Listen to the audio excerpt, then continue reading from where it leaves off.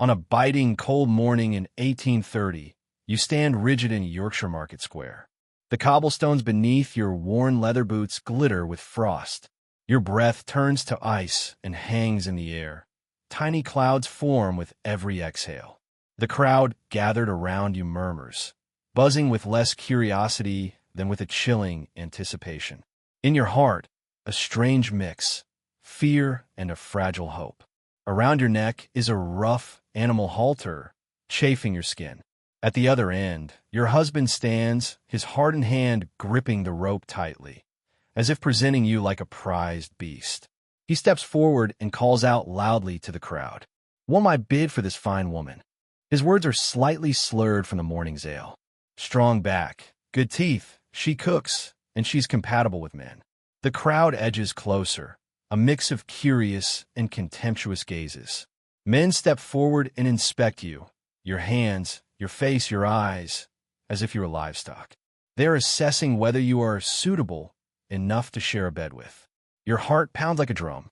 In a matter of seconds, your life could completely change. Perhaps you'll marry someone kinder than the man who brought you here, perhaps someone worse. And the most agonizing part, all of this is not illegal.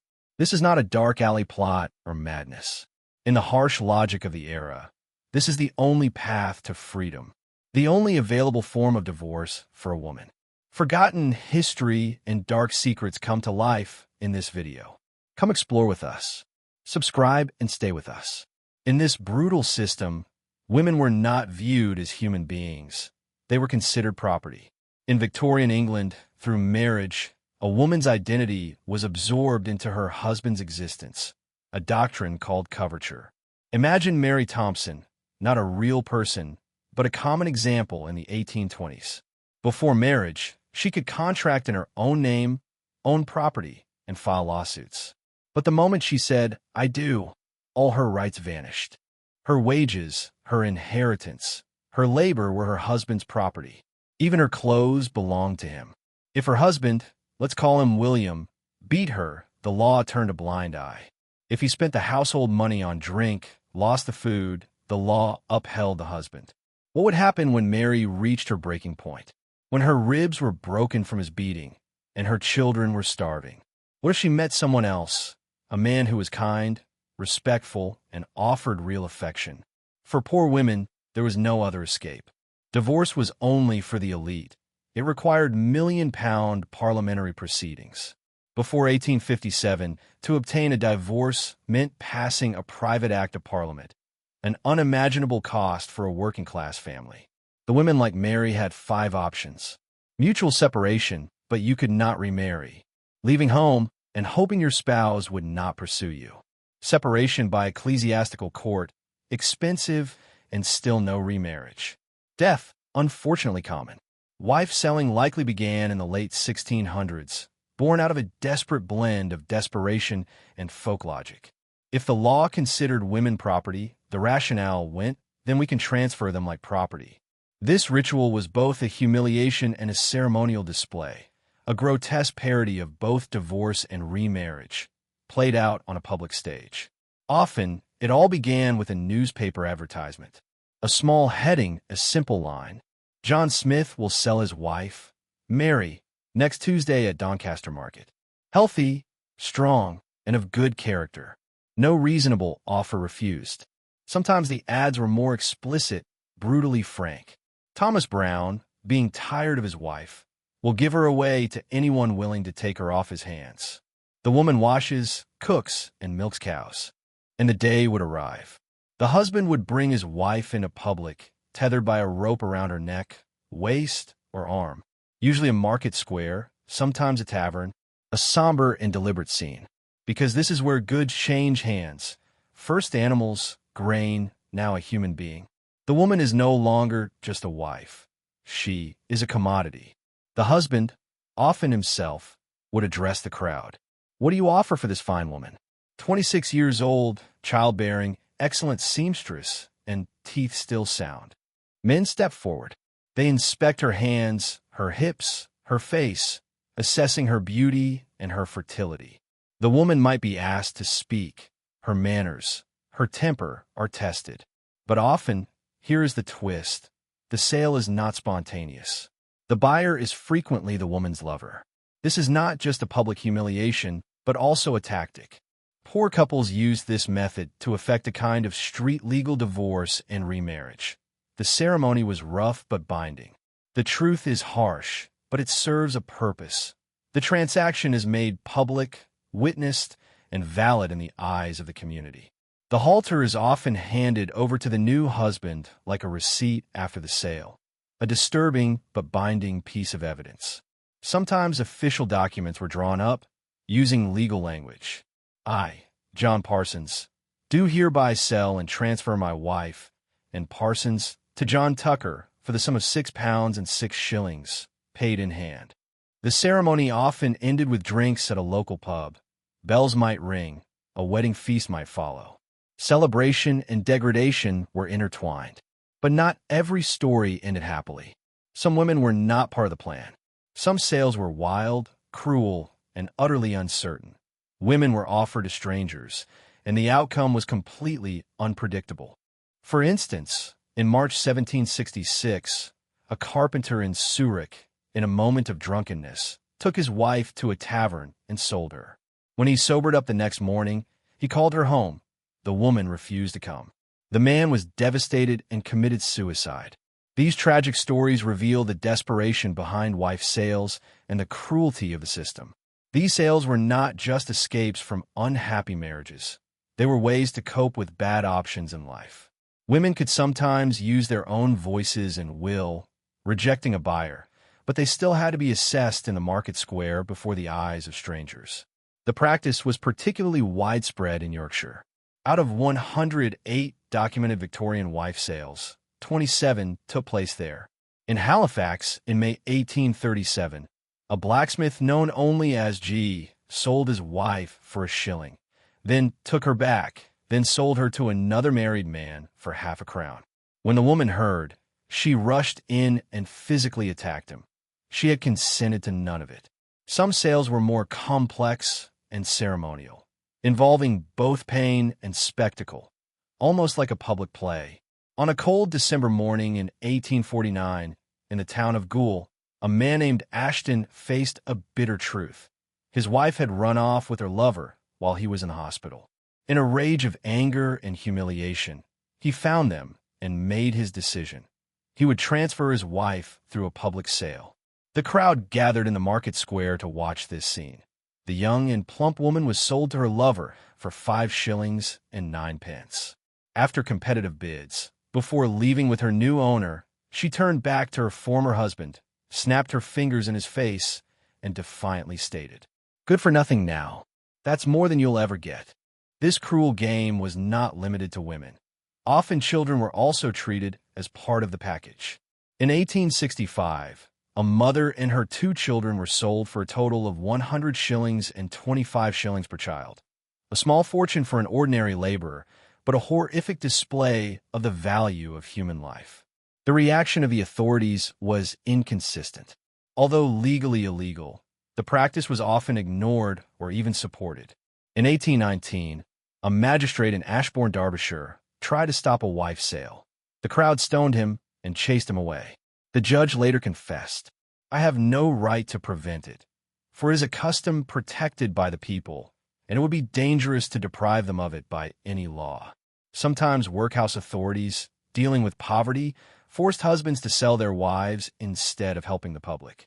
In 1814, in Effingham, Henry Cook was directed by workhouse officials to sell his wife at Cudden Market for £1. Even the expenses for the journey and the celebratory dinner were paid for by the parish.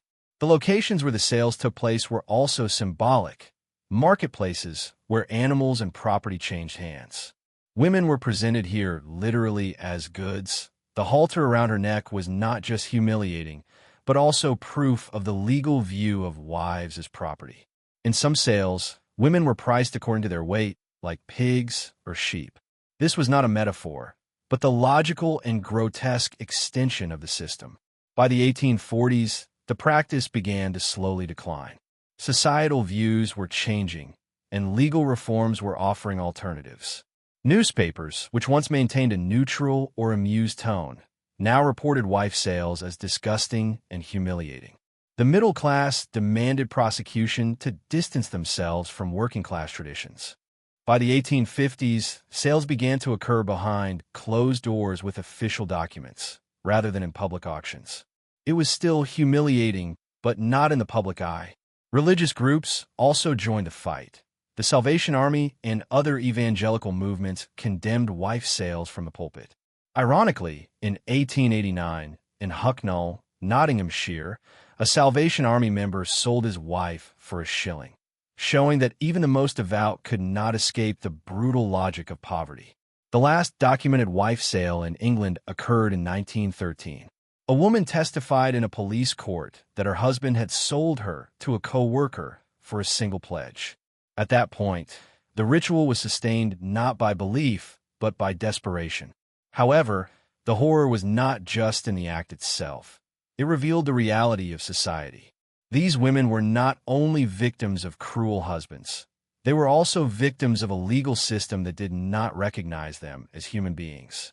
Suffocated, invisible, they sought air beneath a legal identity that erased them, doing whatever they could.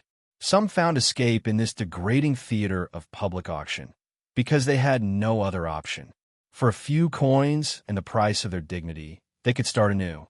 They couldn't be fully free women, but they seized a second chance as someone else's property. And sometimes, if they were lucky, that new owner was kinder. The gathered crowd was not just there for entertainment. They laughed, cheered, bet, gossiped, but they were also witnesses, giving community sanction and acting as enforcers of an informal system of justice that the law failed to provide. In 1860, Arthur Muni recorded such a sale in a North Yorkshire village. A very old man sold his much younger wife to a middle-aged buyer for 18 pence. The buyer initially hesitated, but eventually declared the sale proper and lawful. The villagers were not silent about it.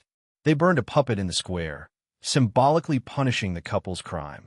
Although wife selling persisted in some villages, it was not universally accepted. It was a controversial, complex, and morally ambiguous practice. It was not just an issue of the poor. It occurred across class lines. For example, around 1740, the Duke of Chandos purchased his abused second wife through a coffee-house proprietor. He paid half a crown to rescue her, educated her, and married her after her first husband died. Rumor has it they lived a happy life together. On her deathbed, the woman gathered the household and shared her story, drawing a lesson of trust in divine order. The realities were complex. Yes, wife selling was horrific. It objectified women. Yet in some tragic circumstances, it offered women a way out, a lifeline, even a degree of control over their lives. Many women were not passive in the process. In 1822, a woman in Plymouth provided the money for her own purchase. In some cases, wives demanded to be sold when their husbands hesitated. They were not merely being bought and sold. They were choosing it under compulsory conditions. This does not lessen the horror of the practice, but helps us understand why it persisted for over 2 centuries. Wife selling was not just about men discarding unwanted wives. It was about families using the only tool they had to survive under impossible conditions. The context deepens the tragedy. Life was harsh in 19th century England. A laborer was lucky to earn 10 shillings a week. Families were crammed into one-room houses, no sanitation, no privacy. 6-year-old children worked 12-hour shifts in factories. Life was short, brutal, and allowed no margin for error. While marriage for the wealthy might be about love or status, for the poor, it was often an economic arrangement.